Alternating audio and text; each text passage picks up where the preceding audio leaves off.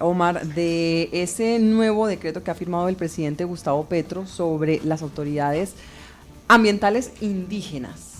Sí, es un decreto que ayer se firmó, Laura, y estuvo acompañado por representantes de las comunidades indígenas y vamos a conocer un poquito más sobre este decreto y para ello hemos contactado en esta mañana en Marandúa Noticias a Juan Carlos Preciado, quien es asesor legal en temas de derechos de comunidades indígenas y ha estado muy cercano, de hecho es asesor del senador el senador Julio César Estrada y han estado muy de cerca en la construcción de todo este decreto. Saludamos a Juan Carlos Preciado. Juan Carlos, muy buenos días, bienvenido a Marandúa Estéreo. Muy buenos días para toda la audiencia, para la gente en el Guaviare, para toda la audiencia en Marandúa, para ustedes, Omar, Laura, Arley, ahí en el estudio. Muchas gracias por invitarme. Un cordial saludo personal y de parte del senador Julio César Estrada. Bueno, Juan Carlos, este decreto, el 1275, ¿qué alcance tiene? Bueno, voy a tratar de explicarlo de la manera más sencilla.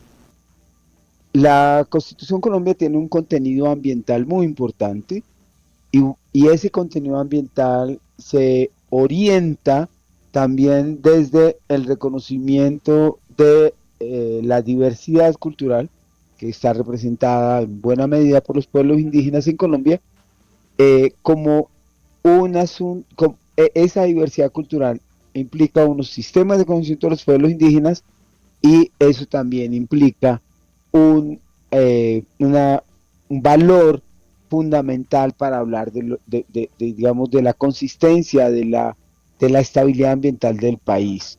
Entonces, este decreto que viene de la Constitución realmente lo que hace es desarrollar un asunto que estaba por desarrollar, porque para garantizar la estabilidad ambiental del país, para garantizar que sus valores ambientales sigan existiendo, se requiere el concurso de todas las autoridades públicas. Los pueblos indígenas en Colombia son autoridades públicas, así también lo reconoce la Constitución Política en el artículo 330, reconoce sus autoridades como autoridades que son parte de la estructura estatal, y hacía falta ese actor fundamental en la configuración del conjunto de autoridades ambientales que ya están en la Constitución, pero en la estructura funcional no se habían integrado. Eso llevó a algunas sentencias de la Corte Constitucional, una de ellas la más importante quizás en ese sentido en el 2012, y lo que lleva este decreto es cómo formalizan ese ejercicio de autoridad ambiental las autoridades indígenas, fundamentalmente para coordinar con las demás autoridades del sector ambiental. esto en la práctica, Juan Carlos, digamos, cambia de manera importante? Es decir, antes las autoridades indígenas no podían disponer a plenitud de este territorio que estaba bajo sus resguardos. Hoy, ¿qué autoridad les ha conferido este nuevo decreto? Mire, yo quiero insistir, el decreto lo que hace es reconocer una situación de orden constitucional. Las autoridades indígenas tienen la autoridad sobre sus territorios. Mm, el asunto es que al no tener, porque este es un país donde a pesar que tenemos una constitución tan rica y tan valiosa en derechos y en la manera como piensa la constitución del país, aquí en Colombia siempre nos seguimos mucho por la ley. Entonces, las otras autoridades ambientales, en este caso las corporaciones regionales autónomas, en este caso el ministerio, en este caso, bueno, el pleno de autoridades ambientales, de otras autoridades ambientales del Estado, no contaban con un mecanismo legal que les clarificara cómo relacionarse con los pueblos indígenas. A pesar que está en la Constitución, se necesitaba la ley.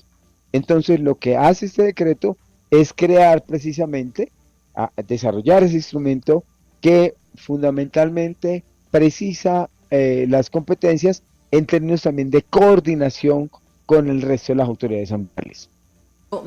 He escuchado a la ministra Susana Muhammad refiriéndose a que, por ejemplo, antes tenían que solicitar cualquier tipo de intervención o de aprovechamiento de árbol, de alguna especie dentro de ese resguardo, tenían que contar con la aprobación de la autoridad ambiental externa, que era una CAR en algunos espacios, y que ahora esta decreto les permite a ellos como autoridad ambiental indígena pues tomar decisiones sobre esto y sin ningún tipo de permiso externo. A eso me refiero. ¿Eso no A cambia? ver, ¿Eso se ha mantenido así? mire, en términos prácticos, con la Constitución, y si usted mira la sentencia, ay, se me fue el nombre, pero es del 2012, se me fue el número en ese momento, 236, creo, 2012. En esa sentencia, la Corte precisa cómo se debe interpretar la Constitución. Y como en términos prácticos, ¿qué pasaba? A pesar que la Constitución en su artículo 330 reconoce que son las autoridades indígenas quienes ordenan el territorio, quienes ordenan los usos del suelo y demás, en la práctica eh, esa situación de estar incompleta la estructura en el marco legal llevaba a que se viera como lo comenta usted y como lo comenta la ministra.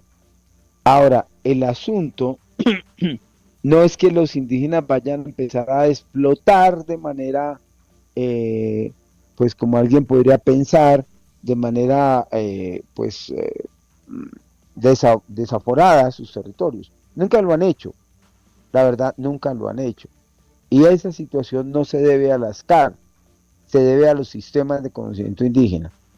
Yo quiero precisar, aquí lo que se hace es facilitar ese relacionamiento justo, equilibrado, entre iguales, equitativo, entre los sistemas de conocimiento indígena y el sistema de conocimiento occidental y entre las autoridades indígenas y las demás autoridades ambientales del Estado, llámese corporaciones, llámese ministerios, llámese parques nacionales.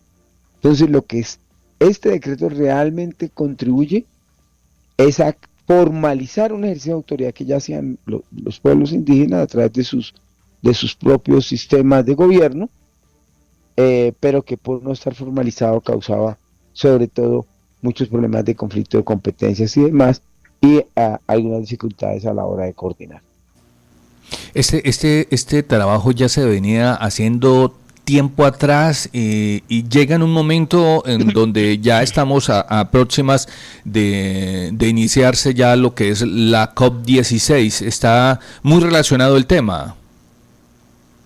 Por supuesto, mire, esta es una conversa que se traía con el gobierno nacional desde, desde que empezó la Constitución realmente, pero en forma se inició una conversación con el gobierno nacional de ese tiempo, en 2016, se había acordado un articulado, y desde 2016 el gobierno de ese momento no expidió la norma.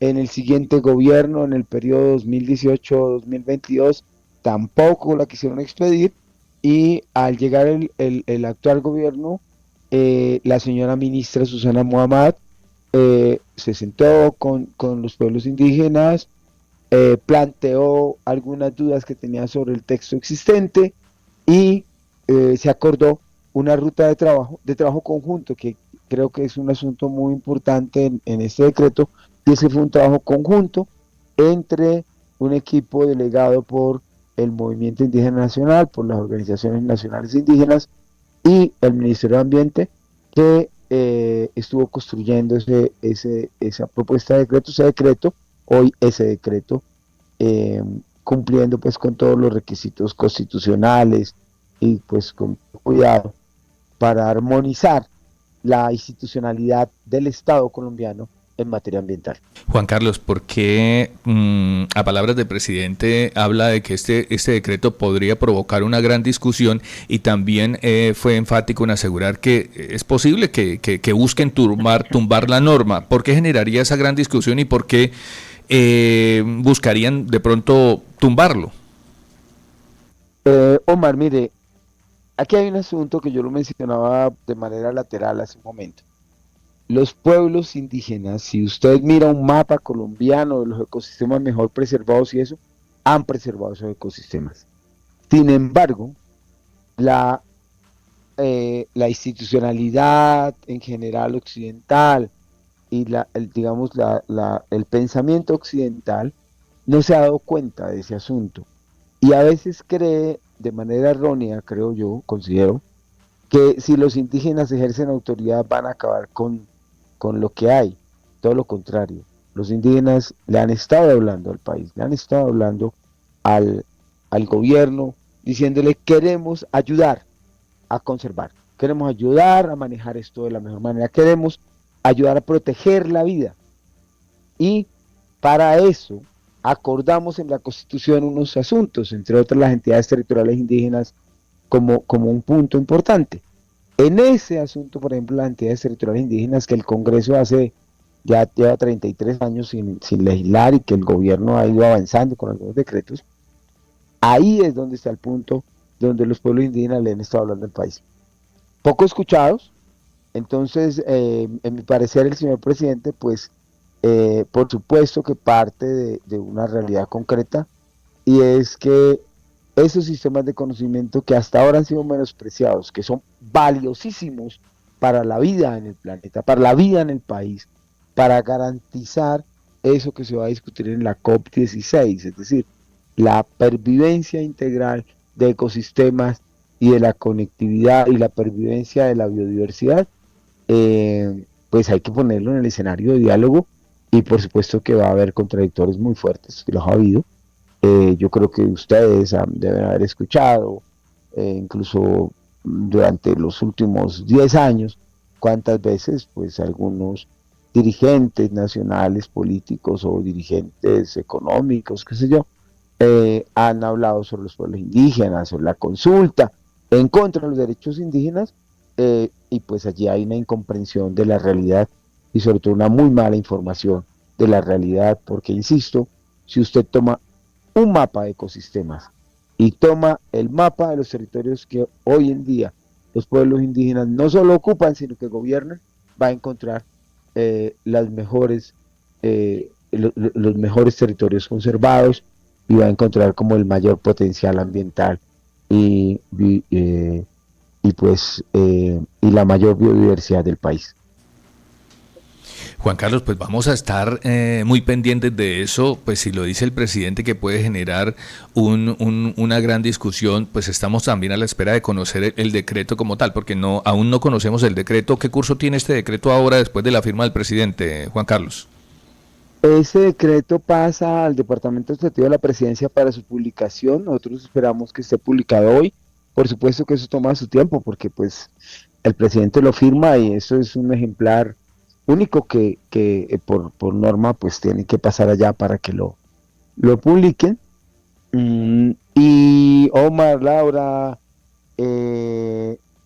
Arley y para toda la audiencia, nosotros también estamos prestos a la conversación, al debate entendido como esa conversación propositiva, a, al debate entendido como esa construcción de país desde el respeto y sobre todo desde el reconocimiento que estos sistemas de conocimiento de los pueblos indígenas, que se expresan también como formas de gobierno, como formas de ordenamiento territorial, como formas de ordenamiento del suelo, como formas de explicación del mundo, están es para cuidar la vida fundamentalmente. Para eso están y eso es lo que se le quiere aportar al país.